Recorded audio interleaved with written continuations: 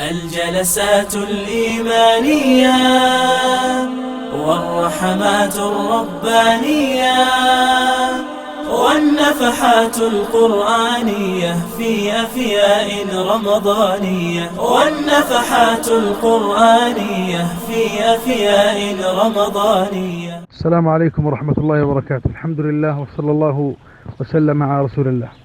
أيها الحبيب المبارك، حينما تفتش عن السر في هذا القرآن، السر في هذا القرآن كما قال الله جل جلاله: كتاب أنزلناه إليك مبارك ليدبروا آياته. إذن أيها الحبيب المبارك، حينما تستدعي آيات القرآن عش مع هذا السر وتأمله واكتبه في قلبك وفي أعماقك، واعلم أن السر من إنزال هذا القرآن هو للتدبر. ولهذا ذم الله بعض المنحرفين فقال: ومنهم أميون لا يعلمون الكتاب إلا أماني وإنهم إلا يظنون. وقال بعض المفسرين: إلا أماني أي إلا تلاوة. أيها الحبيب المبارك، هذا القرآن له سطوة وله تأثير، ولن تنتفع ولن تجد بركة القرآن ولن تجد حلاوة القرآن ولن تجد نورا وتبيانا من هذا القرآن إلا بتدبره.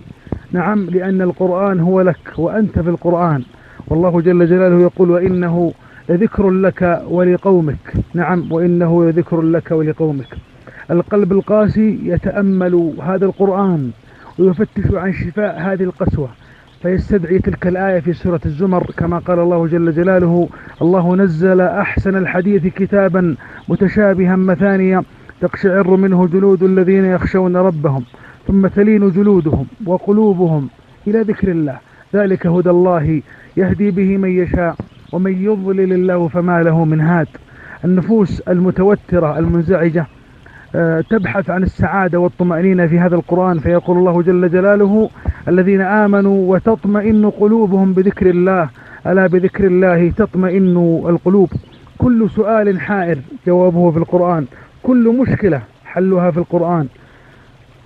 المكروب، المحزون، المهموم، المغموم، المبتلى، الخائف، القلق، المتوتر يستدعي آيات القرآن ويستشفي بآيات القرآن ويبحث عما يناسب وجعه وهلعه ومعاناته.